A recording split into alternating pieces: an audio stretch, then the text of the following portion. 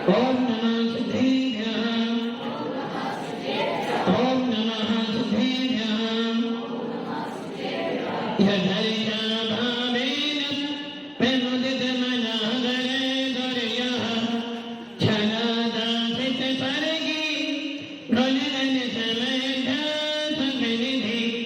लभन्ते सत्कृत्य शिव सुख समाजं किम तदा महावीरे स्वामी नयन पथगामी भवतु मे महावीरे स्वामी नयन पथगामी भवतु मे महावीरे स्वामी। गुरुमहावन्दनो नित्यं ज्ञानदर्शनेनायका चारित्राणागम्भीरं मोक्षे मार्गोपदेशिका पंच परमेश्वर भगवान की एक राजनाथ भगवान की अंतिम शास्त्रपति भगवान महावीर स्वामी की आचार्य श्री कुंद भगवंत की आचार्य श्री विमल सागर जी महाराज की आचार्य गुरुदेव सरस्वती सागर जी महाराज की तेई कामना करोड़ मुनि राजों की द्वादशांगिनी वाली माता की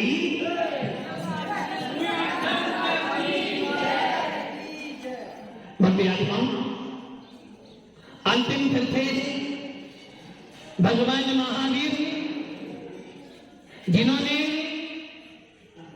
30 वर्ष की उम्र में, कितनी उम्र में 30 साल की जब उनकी आयु हुई, माता ने सपने सजा लिए। माता ने मन में विचार कर लिया कि मेरे को अपने पुत्र का विवाह करना है।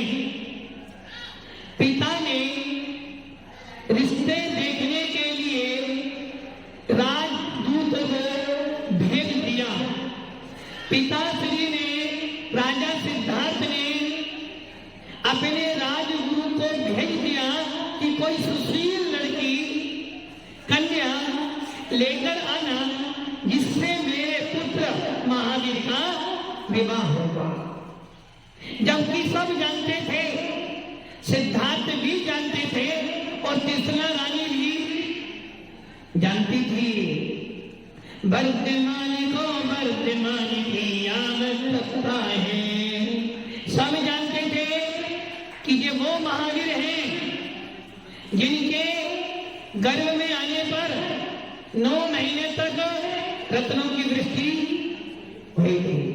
ये वो महावीर हैं जिनका पांडुशिला पर, सुमेरु पर्वत के पांडुप वन में जिनका अभिषेक हुआ था, जिनके जन्म कल्याण को बनाने के लिए असंख्यात देवी देवता आए थे। ऐसे महावीर जिनका पांडुशिला पर अभिषेक हुआ है, वो उसी भव से मोक्ष में जाएंगे। जानते थे? जानने के बाद जानते थे क्योंकि ये निश्चित है, जिस भी जीव का सुमेरु पर्वत पर अभिषेक होता है वो उसी भव से मोक्ष में, क्योंकि सुमेरु पर्वत पर अभिषेक किसका होता है? तीर्थंकरों का होता है। और ये बात भी अच्छी तरह जानते हैं, जो तीर्थंकर होते हैं, जो तीर्थंकर होते हैं, जो तीर्थंकर होते हैं, उनका अभिषेक पांडुशिला पर होता है। जिनका अभिषेक पांडुशिला पर होता है वो निश्चित रूप से उसी भव से मोक्ष में जाएंगे। फिर भी माता त्रिशला क्या देख रही है? क्या देख रही है? विवाह के सपने देख रही है। पिताश्री राजा सिद्धार्थ सोच रहा है कि मेरे बेटे के लिए सुशील, उच्च कुलीन कन्या कौन सी होगी। इतना सब देखने के बाद भी जब पिताश्री ने राजकुमार महावीर के पास में बहुत सारे फोटो रख दिए कि हे पुत्र, तुझे जो सीधी कन्या पसंद हो उससे विवाह कर लो। किंतु भगवान महावीर जिनका पांडु शिला पर अभिषेक हुआ था, भगवान महावीर का जीव कह रहा है कि हे पिताश्री, आप भूल गए हो, आप भूल गए हो कि मैं संसार की माया में फंसने वाला, आप भूल गए हो, विस्मृत हो गया है कि मैं जब गर्भ में आया था माता के, देवों ने आनंद बनाया था, और जब मेरा जन्माभिषेक हुआ था आपको तो पूछा भी नहीं गया था। मेरा जन्म हुआ तुरंत सो धर्म इंद्र मेरे को उठाकर ले गया और पांडु शिला पर महामस्तक अभिषेक कितने कलशों से, कितने कलशों से, 1008 कलशों से मेरा अभिषेक किया गया था। उस समय आपसे पूछा नहीं गया था। और वो कलश कैसा था, कितना बड़ा कलश था वो, कितना बड़ा था, 4 योजन, 4 योजन, 12 योजन। आज सोचना, कल बताएंगे। जिस जीव का जन्म अभी अभी हुआ है, ऐसे भगवान महावीर को वो सौधर्मिंद्र पांडु शिला पर ले गया और छोटे से बालक, कितना बालक है अभी, उपयोग को यहां लगाकर उद्देश्य सुनो, इधर उधर की बातों में दिव्यांश,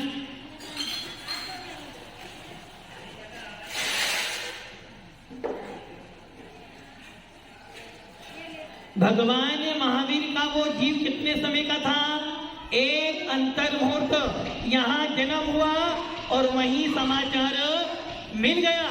और जैसे ही समाचार मिला, जैसे ही समाचार मिला, सौधर्मेंद्र सचिंद्रानी सहित चारों निकाय के देव कहां पर आ गए, कुंडलपुर में। बाजे कुंडलपुर में बधाई, बाजे कुंडलपुर में बधाई, कि नगरी में वीर जन्मे, कि नगरी में वीर जन्मे महावीर जी।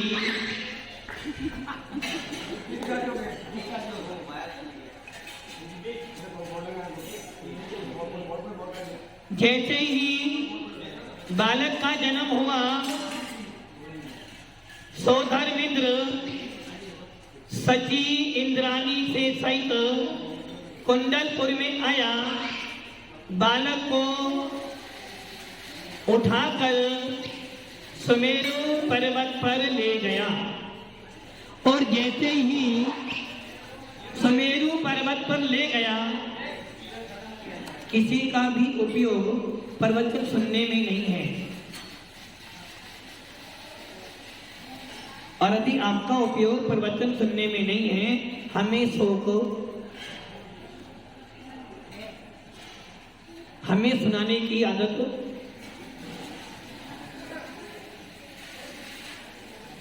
आप लोगों का उपयोग हर काम में लगता है, राग देश मोह के हर काम में मन लगता है, किंतु धर्म के लिए आपका मन कभी भी, अभी यहाँ पर कोई अच्छा कलाकार आ जाए, अभी का पूरा गांव बैठ जाएगा सुनने के लिए, जीवन की बात आ जाए तो आकर बैठ जाओगे, किंतु धर्म की बात हो तो, लड़ाई करनी हो तो फिर भी आ जाओगे, किंतु धर्म के लिए, अपनी आत्मा के लिए उपदेश सुनना हो तो,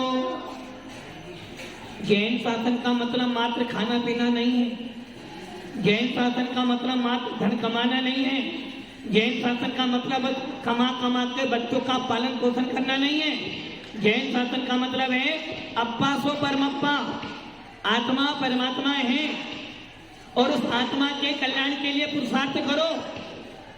यदि जैन कुल मिला है ये समझ लेना, अब की बार मिल गया है, दोबारा मिलने वाला अब जो मिला है फिर न मिलेगा, कभी नहीं कभी नहीं कभी नहीं।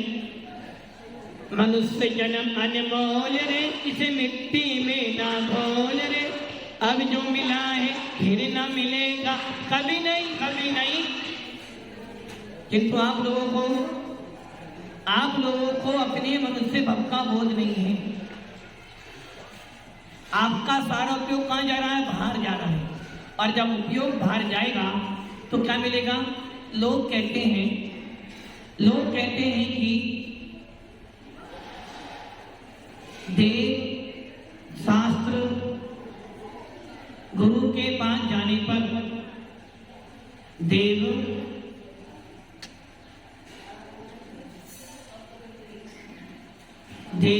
शास्त्र गुरु के पास जाने पर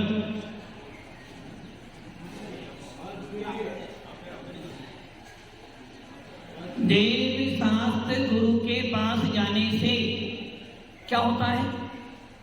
कर्मों की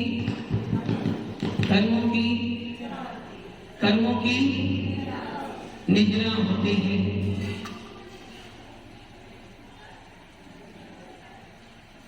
किंतु मुझे लगता है आप देवता गुरु के पास आकर कर्मों को बांध रहे हो, क्योंकि आपका किसी का भी एक का भी उपयोग प्रवचन पे नहीं, एक का भी नहीं है। सबका उपयोग कहाँ भाग रहा है? बाहर भाग रहा है। और जब आपका उपयोग मतलब कि मुनि राजों को तो उपदेश में सुनाना है, किंतु आपको सुनना, महाराज यदि प्रवचन नहीं करे तो महाराज बेकार है, हमें पसंद नहीं है, और आप नहीं सुनो तो इसलिए ये ध्यान रखना, बड़े भाग्य से मिला है ये संग, बड़े भाग्य से मिला है आपको ये सानिध्य।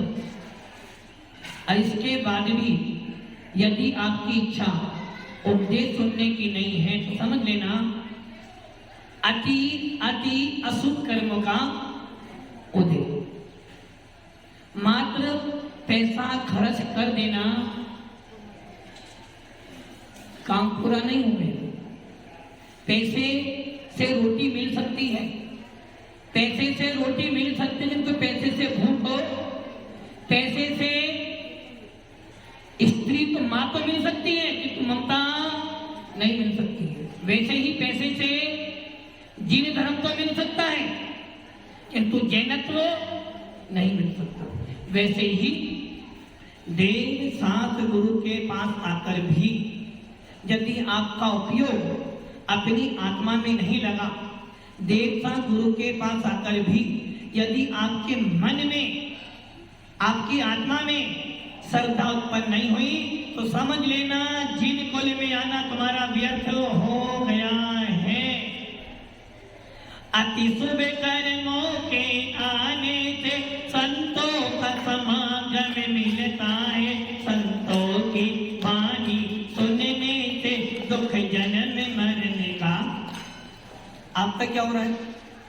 संतों की वाणी सुनकर आपके राग देश पैदा, क्योंकि आपका उपयोग भाग रहा है। और जब उपयोग भागता है तो क्या मिलता है?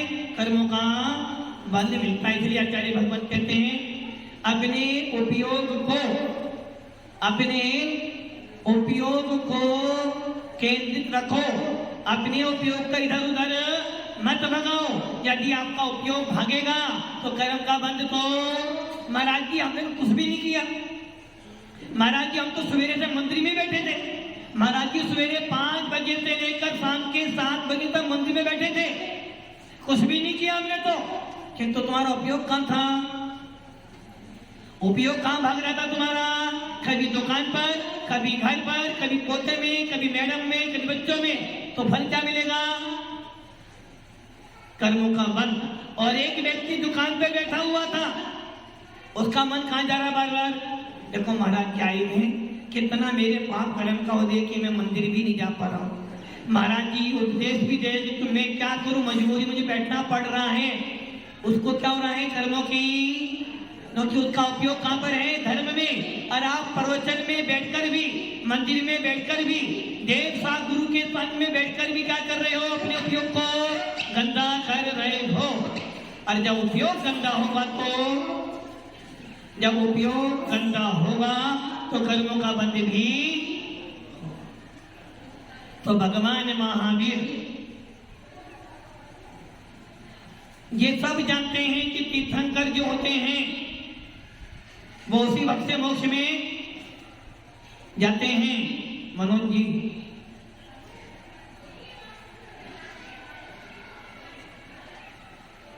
रानी त्रिशला आनंदित हो रही थी कि आज मेरा बेटा, आज राजकुमार महावीर विवाह के लिए आहा कर देगा। राजा सिद्धार्थ भी सोच रहे थे बहुत दिन हो गए हैं, बहुत दिन हो गए हैं, राजमहल में कोई आनंद नहीं हुआ है। और जैसे ही भगवान महावीर, राजकुमार महावीर ने फोटो देखे, क्या कह दिया, क्या कह दिया, पिताश्री आप भूल कर रहे हो। क्या भूल गए, मैं कौन हूं, इस तीन लोक का तीर्थंकर बनने वाला हूं मैं। हे पिताश्री, मेरा मन विषय कसायों में नहीं है। पिताश्री आप भूल कर रहे हो, मेरे जन्माभिषेक पर रत्नों की वृष्टि हुई थी। मेरे जन्माभिषेक पर रत्नों की वृष्टि हुई थी। और जब मुझे पांडुशिला पर ले गए थे तो 1008 विशाल कंसों से सौधर्म इंद्र में, ईशान इंद्र में और बाकी सारे चारों निकाय के देवों ने अभिषेक किया था, जन्मा महोत्सव बनाया था, जन्म कल्याणक बनाया था। पिताश्री अब तो मेरा मन मोने सकले बती बड़े भागी, भवे भोगन ते बैरागी, बैराग्य उपावन माही, चिंतई अनुप्रेक्षा भाई। पिताश्री मैंने सुना है दल बल देवी देवता, माते पिता परिवार, मर्ति बिरिया जीव को कोई न राखन हार। हे पिताश्री अब मेरा मन इन संसार के कामों में नहीं लग रहा है। मुझे तो क्या बनना है, मुझे तो मोक्ष मार्ग पर जाना है। क्या सिद्धार्थ और त्रिशला जानते नहीं थे, जानते थे। वो ये जानते थे कि ये हमारा भगवान महावीर जो है तीर्थंकर बनेगा। और ये महावीर आज पूरे विश्व के अंदर जहाँ चारों ओर हिंसा का नृत्य चल रहा है, ऐसे हिंसा के तांडव को विनाश करने वाला यदि कोई है तो ये भगवान महावीर होगा, मेरा पुत्र होगा। फिर भी क्या कर रहे हैं, फिर भी सपने देख रहे हैं, बेटे के हाथ पीले कर रहे हैं। आप क्या सोच रहे हो, आप भी अपने बेटों के बारे में, बेटों के बारे में यही सोचते हो। और वो राजा सिद्धार्थ ये भूल कर गया था, वो त्रिशला जी जानती थी कि मेरे एक ही पुत्र है, क्योंकि तीर्थंकर की जो माँ होती है उनके मात्र एक ही पुत्र होता है। कितने पुत्र होते हैं, एक ही होता है। जबकि राजा सिद्धार्थ के अनेक पुत्र थे, क्योंकि राजा सिद्धार्थ की अकेली एक ही रानी नहीं थी, रानियां तो बहुत हो सकती हैं। एक राजा की रानियां तो बहुत हो सकती है, किंतु तीर्थंकर जिस मां से उत्पन्न होते हैं वो एक ही होते हैं। भत्ता में पढ़ता ना, स्त्रीनाम सतानि सत्य तो जनयंति पुत्रान, पढ़ते हो ना। क्या कहता है उसमें कि भगवान सैकड़ों माताएं सैकड़ों पुत्रों को जन्म देती है, कोई बड़ी बात। जिस प्रकार सूर्य जब भी उदित होगा पश्चिम से उदय होगा, कहां से होगा, पूरब से होगा। वैसे ही है भगवान आप जैसे पुत्र को उत्पन्न करने वाली इस पृथ्वी पर अन्य कोई माता नहीं। रानी त्रिशला भूल कर गई थी कि वो जानती थी मेरे एक ही पुत्र हैं और दूसरा पुत्र मेरे होने वाला भी, क्योंकि माँ उसी समय एक पुत्र का नियम है। जो भी तीर्थंकर की माता बनती है उनके एक ही पुत्र होता है और वो माता भी उस तीर्थंकर जैसे पुत्र को जन्म देकर वहां से मरकर देव गति में जाएगी। देव गति के आने के बाद मनुष्य बनेगी और मोक्ष में चली जाएगी। ऐसे भगवान महावीर जिन्होंने 30 साल की उम्र में, कितनी उम्र में? 30 साल की उम्र में। नरेश जी कितनी उम्र है आपकी? 48 मतलब 4 के ऊपर 8, 48 ना, 48 हो गई ना। मैंने तो बोला 4 के ऊपर 8, 48 साल की उम्र में भाव नहीं आए चलो मैं महाराज बन जाऊं।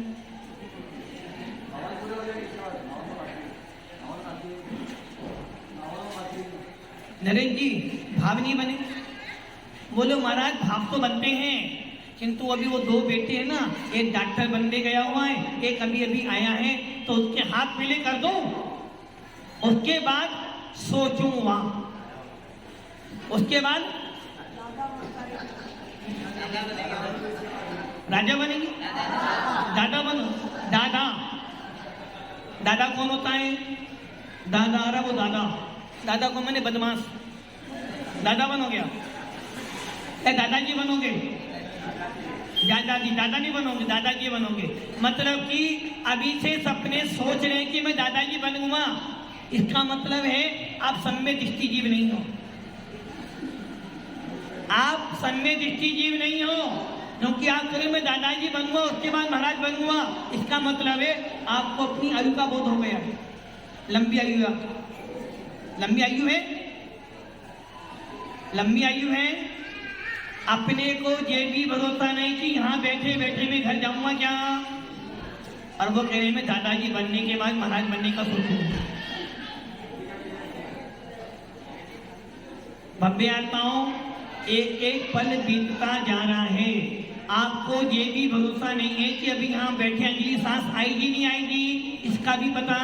और हमारे नरेश जी कह रहे हैं दादाजी बनने के बाद महाराज बनने के बारे में, और जब दादाजी बन जाऊंगा तो महाराज दादा बनाऊं, पोते की शादी देख लो, उसके बाद जाऊंगा। भव्य आत्माओं, भगवान महावीर के जीव ने 30 साल की उम्र में घर का त्याग किया और चले गए जंगल में, कुंडलपुर के बाहर चले गए, और क्या किया? पंचमुट्ठी केतलोच, नाम सुना है ना पंचमुट्ठी? सर के सारे बालों को 5 मुट्ठी में, कितनी मुट्ठी में? पूरब, दक्षिण, पश्चिम, उत्तर और मध्यम, इन 5 मुट्ठियों में सारे बालों को निकाल देना। छठी मुट्ठी काम में ना 4 लगेगी ना 6, ओनली पंचमुट्ठी केसलो किया जाता है। और जब कोई मुनिराज बनता है आज भी या जब भी बनेगा, उसका पंचमुट्ठी केसलो किया जाता है। तीर्थंकर जो होते हैं 5 मुट्ठी में अपना केसलो पूरा कर देते हैं। और तीर्थंकरों की विशेषता होती है, उनके दाढ़ी मूछ नहीं होती। जो तीर्थंकर जो होते हैं पुण्यशाली जीव होते हैं, पुण्यशाली जीव जो होते हैं उनकी दाढ़ी मूछ, और आपके मूछे नहीं हो तो, आपके मूछे नहीं हो तो टेंशन आ जाती है। अब शादी कौन करेगा? सही है ना? बच्चे दाढ़ी इसलिए बढ़ाते हैं कि लगे लोगों को कि मैं भी बड़ा हो गया हूं, और जिसकी दाढ़ी नहीं उसका विवाह। इसलिए ये ध्यान रखना, दाढ़ी मूछों का होना पाप कर्म का उदय है। तीर्थंकर पुण्यशाली जीव होते हैं, उनकी दाढ़ी मूछ नहीं होती हैं। और तीर्थंकरों की विशेषता क्या होती है? आप खाते हो, खाते हो जसवंत जी, खाते हो? एक नियम कर लो, एक नियम कर लो, अच्छा ये बताओ, यदि तुम्हारे पास धन आता रहे आता रहे आता रहे आता रहे आता रहे, कोई टेंशन तो नहीं होगी ना? टेंशन तो नहीं, धन आता रहे आता रहे आता रहे, कहाँ रखोगे? तिजोरी में। और तिजोरी भर जाए तो दूसरी खोल लोगे, और धन जाता जाए जाता जाए जाता जाए तो तिजोरी 2 भरी थी, धीरे धीरे 1 रह गई, टेंशन होगी ना? और 2 की 3 हो जाए तो सही है ना? तो एक काम करो, नियम ले लो भाई, महाराज जी खाऊंगा जरूर किंतु जाऊंगा नहीं। महाराज जी खाऊंगा किंतु जाऊंगा, क्योंकि आना धन आना, अच्छा और धन जाना। वैसे ही महाराज जी मैं खाऊंगा जरूर किंतु जाऊंगा, सही है ना? नियम नियम सही ना? ये तो नियम है। क्यों? जीवन जीने के लिए खाना जरूरी है ना, किंतु जाना जरूरी नहीं है। भूख कम हो जाए तो डॉक्टर साहब ना जाने 3 दिन हो गए कुछ खाने की इच्छा ही नहीं होती। क्यों? जनसंख्या सही है ना? आज से नियम खाना खाना जाना नहीं, जाना पड़ेगा, जाना ही है, जाना पड़ता नहीं, जाना ही है। क्योंकि तुम्हें पता है नहीं जाऊंगा तो खाऊंगा, और नहीं खाऊंगा तो मर जाऊंगा। यदि कोई व्यक्ति खाता रहे खाता रहे खाता रहे खाता रहे खाता रहे जाए नहीं तो मर जाएगा। इसलिए वैद्य पूछता है तेरा पेट बढ़िया है? पेट बढ़िया मतलब नहीं, पेट तो साफ ही। यदि आप बीमार हो, यदि अच्छा वैद्य तो सबसे पहले पूछेगा भैया तेरा पेट बढ़िया है क्या? इसका मतलब क्या है? तेरा पेट बढ़िया है मतलब तेरे उदर में किसी प्रकार की बीमारी तो नहीं है, पेट साफ है तेरा। और पेट साफ का मतलब है जो अंदर डाला था ना, क्या डाला था? गुलाब जामुन। क्या डाला था? नहीं गुलाब जामुन, दाल बाटी। जो दाल बाटी गुलाब जामुन कागज की बर्फी डाली ना, वो सब बाहर निकाल दी। यदि अंदर पड़ी हो तो तू मर जाएगा। वैसे ही धन जोड़ते रहोगे जोड़ते रहोगे जोड़ते रहोगे जोड़ते रहोगे, सड़ जाएगा, और सड़ने के बाद किसी के काम। वैसे ही कुएं पानी आता रहे आता रहे आता रहे आता रहे, और निकालो मत तो पानी सड़ जाएगा। वैसे ही पेट में डालते रहो डालते रहो डालते रहो डालते रहो, जाओ मत तो मर जाओगे। किंतु तीर्थंकर जो होते हैं जितना खाते हैं, आदि भगवान महावीर 30 साल घर पे रहे। कितने साल? 30 साल।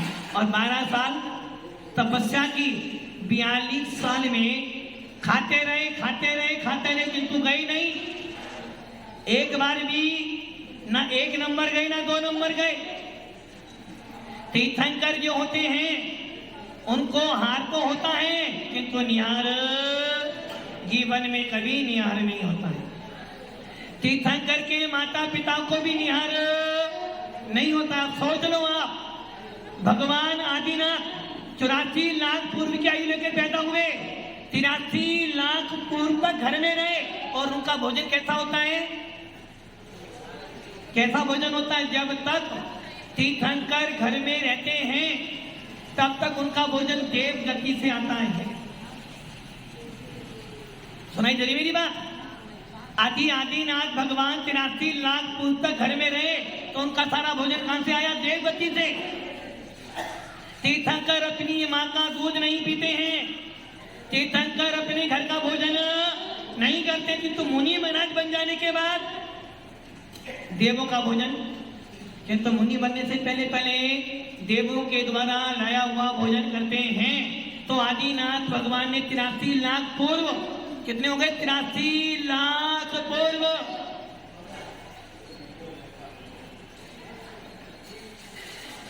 83 लाख पूर्व तक आदिनाथ भगवान ने खाया तो सही। और भोजन कैसा होता है? उनका एक समय का भोजन आप पचा नहीं पाओगे। और ऐसे आदिनाथ भगवान ने 83 लाख पूर्व तक आहार भोजन किया, किंतु एक बार भी आप भी नियम कर लो तो क्या आदिनाथ तुम्हारे भगवान है? नियम कर लो महाराज जी, 1 साल के लिए हम भी नहीं जाएंगे। चलो 1 दिन का नियम कर लो, 1 दिन का नियम, मर जाओगे। किंतु भगवान जो तीर्थंकर जो होते हैं, जिन्होंने तीर्थंकर प्रकृति का वध किया, उनका अति से होता है, उनको निहार नहीं होता है। भगवान महावीर ने भी 30 साल तक हार तो किया और 12 साल उनकी तपस्या, 42 साल तक हार तो किया, किंतु निहार नहीं कि ऐसे होते हैं जैनों के तीर्थंकर। इसलिए मैंने जो बोला था ना, लड़ाई किसकी हमारे यहाँ? नाम की लड़ाई नहीं है, लड़ाई है काम की। जो रागी है, द्वेषी है, क्रोधी है, मानी है, लोभी है, कसाई करता है, राग द्वेष करता है, शत्रुओं को मारता है, मित्रों से स्नेह करता है, जो पूजा करता है उसको धन देता है और जो नहीं करता उसको गरीब करता है। ऐसा भगवान हमारे लिए माननीय भगवान को उसे कहते हैं जो सबका कल्याण करे, सबका भला करे। गरीब आए तो भी आशीर्वाद, अमीर आए तो भी आशीर्वाद, कोई पूजा करे तो भी आशीर्वाद और कोई निंदा करे तो भी। और जो देखकर नैरेज जी आ जाए तो आशीर्वाद दे दे और जसवंत जी आ जाए तो दरवाजा। ऐसे भगवान हमारा भगवान तो वो होता है जो हर व्यक्ति को समान आशीर्वाद देते हैं। इसलिए जैन व्यक्ति कहता है ब्रह्मा हो, विष्णु हो, महेश हो, कोई भी हो या बुद्ध भी हो, लड़ाई हमारी नाम की नहीं है, लड़ाई है जिसने राग, द्वेष, क्रोध, मान, माया, लोभ, हिंसा, झूठ, चोरी, कुशील और परिग्रह का त्याग कर दिया है। ऐसा आदि विष्णु भी होगा तो उसको भी हम हाथ जोड़ेंगे। यदि ऐसा राम भी है तो हाथ जोड़ेंगे और यदि ऐसे हनुमान जी भी हैं तो उनको भी हम हाथ। और जिनके पास क्रोध है, मान है, माया है, लोभ है, हिंसा है, झूठ है, चोरी है, कुशील है, परिग्रह और जो राग द्वेष करता है वो यदि महावीर भी होगा तो उनको हाथ नहीं जोड़ेंगे। तो आप लोग कौन हो? और जैन व्यक्ति क्या करता है? गुणों को देखता है। बंदे सद्गुण लब्धे, जितने गुण होते हैं उनकी वंदना करते हैं। इसलिए हमारे यहाँ राजा की पूजा नहीं है। जसवंत जी राजा को नमस्कार करते हो? नरेश जी की पूजा करोगे? पापा की, मम्मी की पूजा करोगे? इसलिए हमारे यहाँ राजा हो या रंग हो हमें फर्क नहीं पड़ने वाला। जब तक शरीर पर वस्त्र हैं, जब तक परिग्रह में पड़े हुए हो, जब तक बच्चे स्त्री हैं, जब तक हथियार हैं हाथों में, तब तक हम उनको नहीं मानते। और जिस दिन वो ही छवि भी तेरा की नग्न मुद्रा दृष्टि नाथा पर पड़े वसुप्रा तिहारे अनंत गुण युक्त हो तेरा भी छवि। इसलिए जैन शासन कहता है भगवान उसे कहते हैं जो सारे पापों से रहित हो, जिसका घर नहीं हो, जिसकी पत्नी नहीं हो, जिनके बच्चे नहीं हो, जो सबका भला करता हो, वो होते हैं भगवान। और ऐसा भगवान विष्णु भी होगा तो उनको भी हाथ जोड़ा जाएगा। और यदि आदिनाथ भी जब तक घर में रहे, 83 लाख पूर्व तक आदिनाथ ना रहे, घर में रहे, राजा बन के रहे। महावीर भगवान 30 वर्ष तक राजकुमार बन के रहे, हमने हाथ। और जिस दिन मुनिराज बन गए, सारा परिग्रह त्याग कर दिया, सब कुछ छोड़ दिया, उनको हमारा नमस्कार। और इसलिए जैन शासन काम को देखता है, नाम को नहीं देखता। इसलिए भव्य आत्माओं, जैन हो, वीतरात्मा के पुजारी हो, वीतरात्मा को पूजो, गुणों की पूजा करो और जो गुणों की पूजा करेगा वही मोक्ष को प्राप्त करेगा। ओम नमः सिद्धे।